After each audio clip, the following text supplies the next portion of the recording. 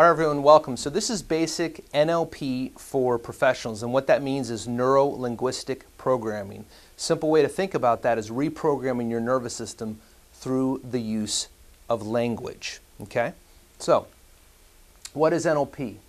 NLP was created by Richard Bandler and John Grinder in the Santa Cruz Mountains in 1976. Now, Richard Bandler was a mathematician. He studied formulas. He was actually the teaching assistant for John Grinder, who was a linguist, and he studied the structure of language. So the two of them got together and thought to themselves, wouldn't it be wild if we could find a way to model what people who are really effective with communication do and reproduce that model and teach it to other people?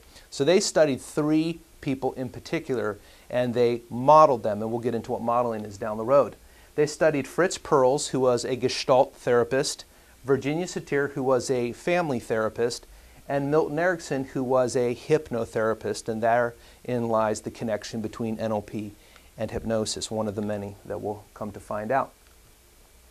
Now, there's two ways that you can think about neurolinguistic programming. The first way is a set of modeling tools that you can use to observe, model, and reproduce excellence in any field. And the second way is a set of processes that have been archived over the years as a result of that modeling process. So down the road we'll be talking about different processes such as the visual swish or the auditory swish or the six-step reframe or a conflict integration. There's also a belief change process. Now, what is it good for? This is an important reason to get you fired up about learning neurolinguistic programming. NLP is good for your ability to manage your internal state, how you feel inside. It's great for helping you to stay resourceful during normally stressful times. These could be personal, professional, and what have you.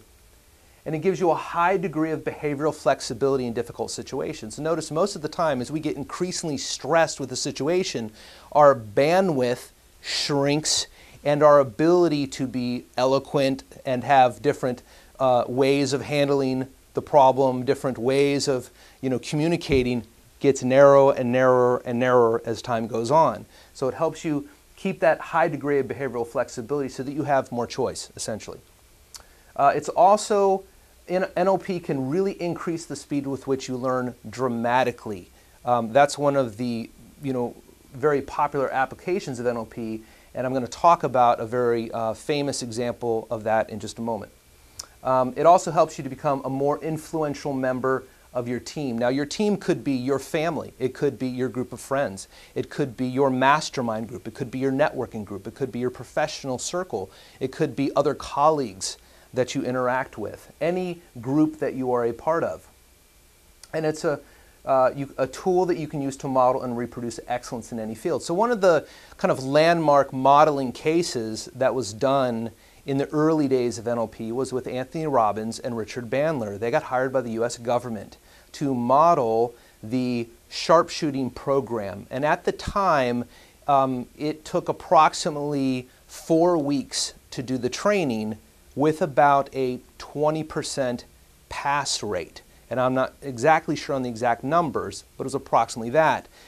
What they did was they asked for the top 5 sharpshooters, and they modeled, using NLP, what the top 5 sharpshooters did differently than everyone else. Not just in terms of what they did differently with their body, but what they were seeing, what they were hearing, what they were feeling, what they were picturing in their mind, how they talked to themselves, the emotional state that they were in. And they were able to take that program and shrink it down to about a quarter of the time, about 7 days, with more than an 80% pass rate. That is dramatic. And so NLP is great for identifying the key elements in a system or in a process that really make the difference quickly, figuring out what that is, modeling it, testing it, and then reproducing it. And you can actually use NLP to model not just something that someone does well, some example of excellence, but you can use it to model what some people would consider a pathology. And one way to think of a pathology like a panic attack is it's actually a really useful strategy. And if you take that same strategy that's used to produce a panic attack and put different content in there that isn't scary, you can actually use it to create intense motivation for something. I mean, think about it for a moment. Someone who has a panic attack, when they come into my office and talk about, I have this panic attack that's happening, I'm doing a skill assessment. I don't look at them like there's something wrong with them. I'm doing a skill assessment. I'm thinking about what skills must this person possess in order to produce this response. And when we get into presuppositions, we'll talk about this a little bit more. But realize, in my opinion, and I think in the opinion of most neurolinguistic programmers, for you to have something like a panic attack or stress, it requires certain skills. I don't know anyone who can have a panic attack without a very strong internal dialogue and without the ability to make very vivid, compelling images in their mind and have a strong emotional reaction to it. So those are great skills, and if we put good content in there, you might be surprised what you can actually do with it. So, this is the most complicated diagram I will ever show you. If you get this, it is all downhill from here. So, this is what we call the Basic NLP Map, how we process information. So, here we have the world. This is reality. This is what's actually going on outside of your mind. And scientists estimate there's about 2 million bits of information we can possibly absorb at any one second. In NLP, we call this the territory. This is what's actually going on outside of our minds. This is why two people will see the same event and have a totally different response. This is the territory. This is what's going on outside of us. Now, out of that 2 million, the same scientists estimate, and I don't know who comes up with these numbers, that there's about 134,000 of those 2 million bits that we can actually absorb from any 1 second. And we, in our minds, create this collage, or you could also call it a map of what's going on outside. Now, how do we take data into our minds to construct this? Well, we take in pictures, we take in sounds, smells, tastes, touch, and sensation. That's how we take data in, and we create a map of what's going on outside the territory. Now, as you can see, there's 2 million available to us. We're only absorbing about 134,000. So how do we go from 2 million down to 134,000? Well, we delete tons of information. We distort tons of information, and we generalize tons of information. All men are this. All women are that. All salesmen are this. All business professionals are that. We make lots of generalizations. We delete tons of information, and one of the things we'll get into down the road is how we determine what to delete and what not. And what you'll find is that based on your own unique personality, certain things will be relevant to you or will feel relevant to you, and certain things won't. And as a result of that, you will miss huge chunks of information that you would have gotten otherwise. Huge chunks of information that someone else might immediately notice right off the bat, but you won't. So, what we do is we make this map, this limited, skewed, distorted, tiny, tiny version of what's going on out here, and then we got to figure out what to do with it. Right now, it's just data in our minds. It's just data. That's why I like to use the example. I'm going to give you a very limited set of data, and what I would like you and the audience to do is fill in the blanks. Make up the story. You're the author. You're the director of this. It can be anything you want. There is no wrong answer. So there's two people, person A and person B. Person A runs up to person B and hits them. That's all I'm going to give you. Now, I'm not going to tell you if it's a man, if it's a woman, if it's an adult, a child, an alien, or a Sasquatch. You make it up. You make up the story in your mind right now, and notice what's the first story that comes to mind. Okay? Now, whatever story you came up with, realize there's a way you got to that. And here's what happens. We make this map or this collage in our mind with the pictures, the sounds, the smells, the tastes, the touches that we feel are relevant to us and relevant to our experience right now. And then we compare it. We compare that collage, or in NLP we call it an internal representation. We're internally representing the information to ourselves. And we're comparing that to other collages from the past or other internal representations from the past that we have stored in our mind. And realize what you have in your library, Mark, might be very different than what you have in your library, Bob, in your mind. We all have a different library of things that are important and are relevant to us, again, according to our personality. And so what we essentially do is we make up a map and then we go, is it like this? No. Is it like this? No. Is it like this? Yes, that's exactly what it's like.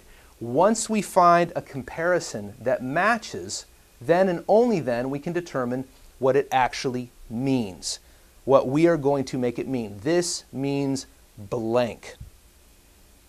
Okay?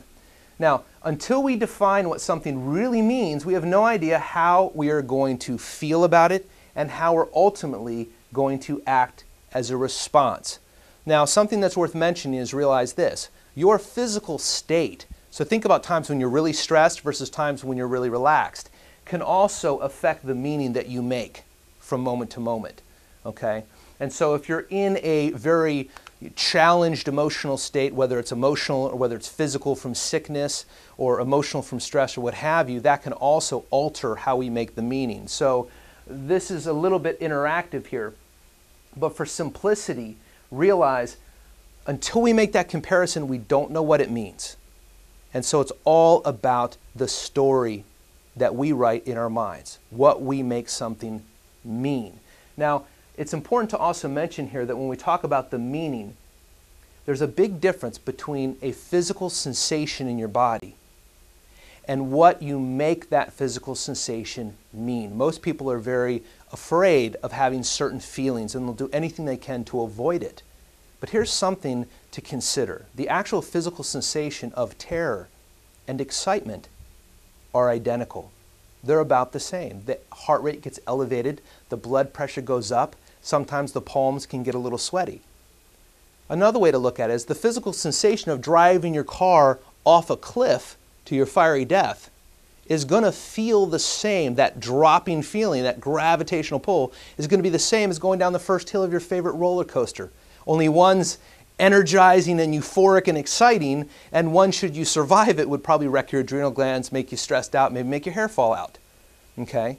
The butterflies you get when you're getting ready to get into your first schoolyard fight or confrontation is identical to the butterflies you might get from asking out someone for the first time or asking someone to dance. And so the reason I mention that is that the physical sensations going on in your body in and of themselves are never anything to actually be afraid of. What makes them scary is the meaning we make about it. Okay? When a person starts to have a panic attack, it's not the fact that their blood pressure has gone up a little bit or that their heart rate has gone up a little bit that's a problem.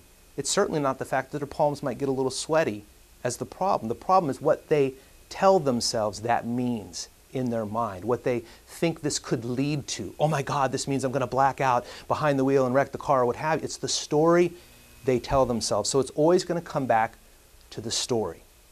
Now,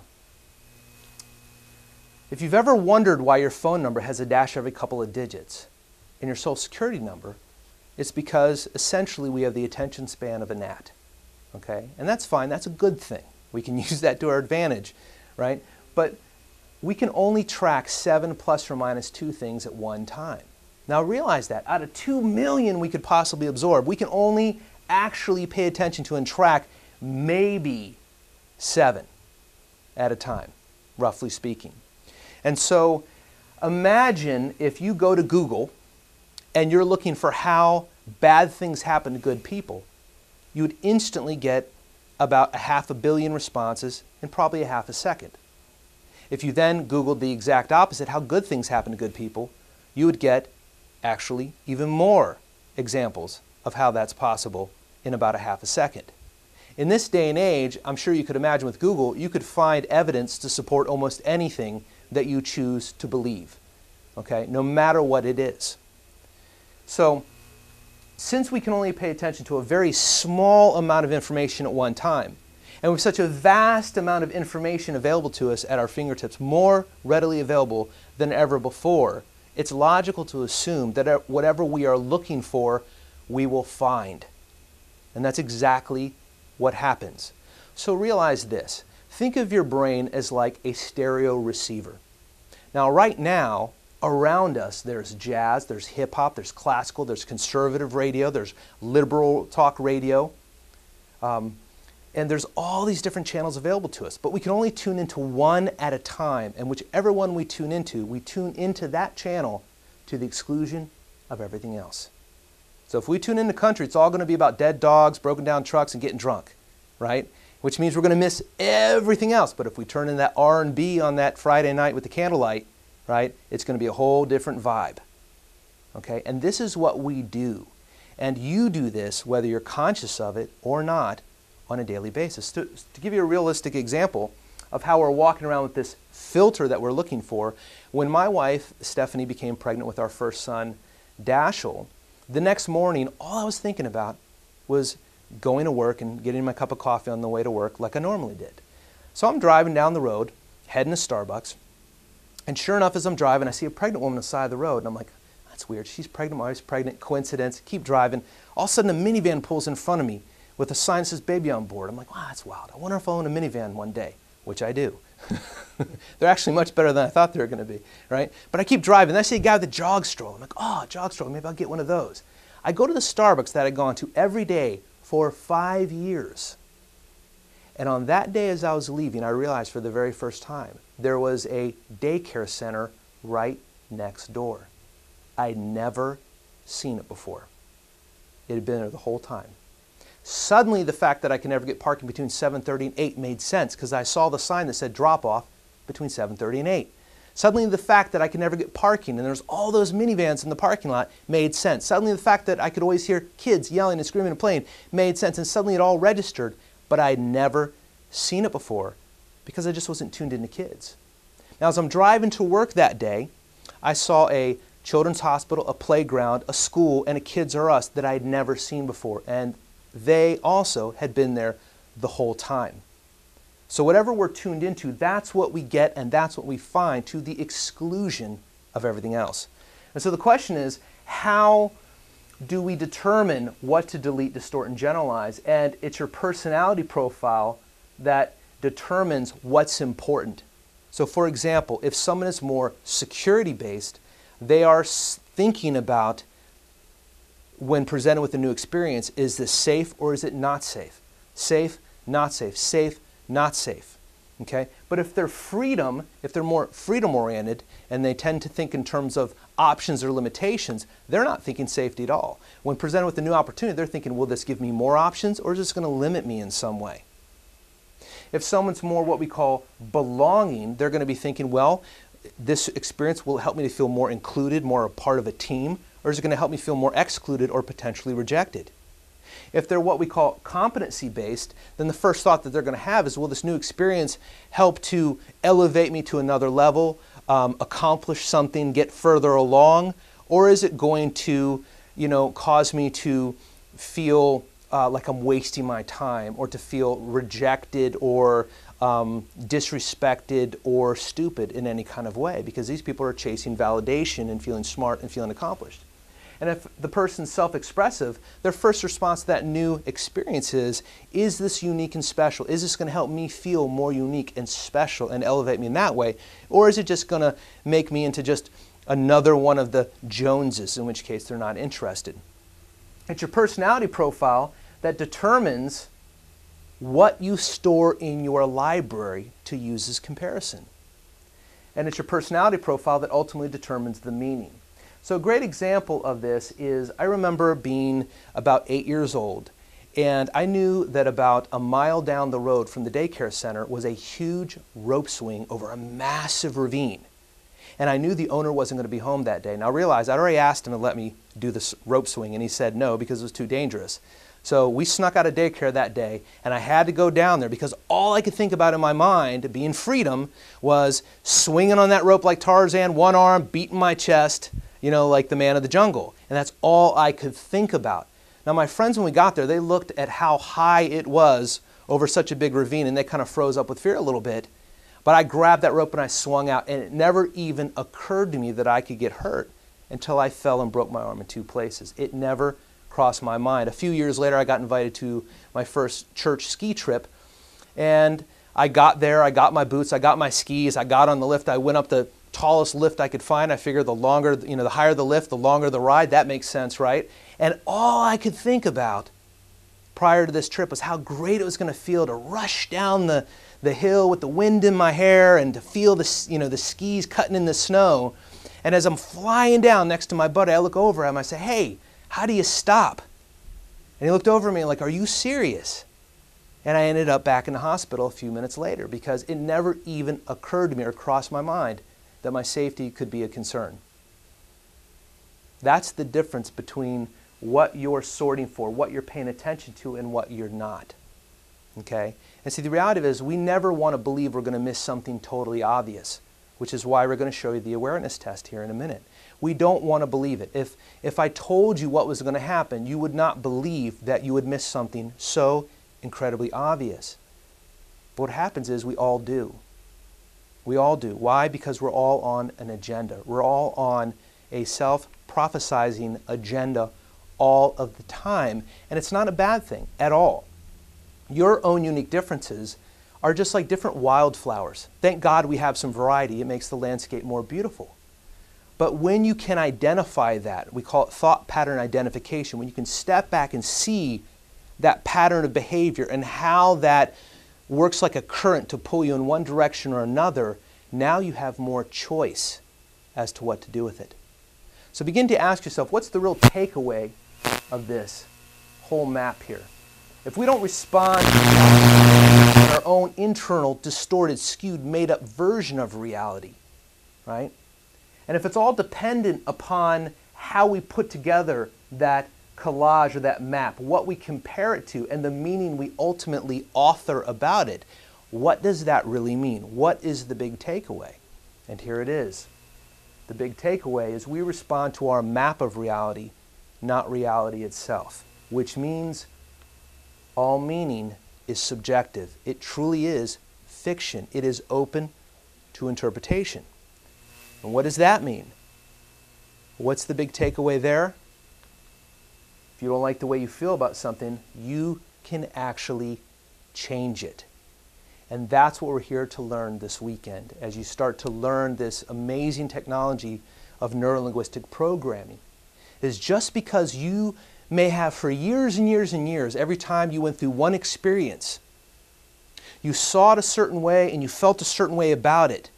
And you had that happen maybe one time, or maybe 2 times, or maybe 3 times. For some of you, it may have been 5 times or 10 times. This is what we call a reality strategy. But after a period of time, you just decided, whether you're aware of it or not, that's just the way it is, right? Some of us believe that, we really enjoy working out, and some of us believe we don't. Some people believe, I'm really great public speaking. Other people believe they're not. Some people believe they're social people. They like going to parties. Other people believe they're not. And I'm not saying that it's going to be incredibly easy to change, but it can be changed. That's the first piece you want to get. It can be changed. And using a technology like neuro-linguistic programming can help you change that more effectively, more quickly, and more rapidly than any other technology I've ever found. I'm often asked by clients, how did you get into this? How did you get interested in neuro-linguistic programming? And it's real simple. When I was 18 years old, and it was a very challenging time of my life, I found a book, as many people have, by Anthony Robbins called Unlimited Power, and another book called Awaken the Giant Within. I read those books, and it opened my mind. It made me begin to question what was possible. It made me begin to question the assumptions I had made, not only about myself and my life, but about others as well. And then, because I started to identify certain patterns of thinking that were happening over and over again, that allowed me to step back and consider looking at it another way, getting another perspective, enriching my map, as we say in NLP. Because when we enrich our map, when we change our map, we ultimately change our experience. And that's exactly what we did. I remember being told by several doctors that because I have flat feet on both my instep and across the arch of my foot, that I would never be able to run. And every time I tried to run until that point, it hurt. When I would go and try to get shoes to help me run more easily, the shoes would hurt. They were like casts, these like orthopedic shoes they'd put on me. But after I learned NLP, I went to the college library and I got videos of Olympians running, long distance runners running, marathon runners running. I figured they might know more than the average bear about running. And I watched video after video after video. I watched animals running. And I studied it. And I started thinking, well, if anything was possible, maybe there's a different way to go about it. And by using some basic tools of neurolinguistic programming, what I found out was not only could I run, and I'm not that fast, but I could run like Forrest Gump. I've run several marathons now. And it's enjoyable and it's fun, and I've never had a running injury. And I was able to overcome that. And so this is an opportunity to really inspire yourself and question all those things that you decided maybe years ago that you can't do, you shouldn't try, it's going to be too hard, or it just doesn't naturally come to you. What if you started to reconsider the validity of that, whether or not that's really true or not? And what if using a technology like this, you discovered that maybe there was another way? Maybe there was another way to learn. Maybe there was another way to acquire that skill. Then you can begin to imagine it could make the entire world your oyster. And this is a very common thing that I've seen over the years when teaching NLP to people, is that you go from like this very limited set of what you think is possible and what you think you can do in the world, to suddenly your new problem is, my God, I got to choose something because I believe that I could be capable and competent at accomplishing all these different things that interest me. And so now the new challenge is picking one and staying focused and following that until you get that mastery. So this is the Basic NLP Map, and I encourage you to study it, to learn it, to consider the deep implications of what it means for you in your life. Okay? And what I really hope it does is it really installs the belief in your mind today that just because I feel a certain way about something doesn't mean it's true. So what if all those little stories I told myself over the years about what I can and can't do weren't true? What would that mean to you now? What would you do with that? Where would you go with that in the future?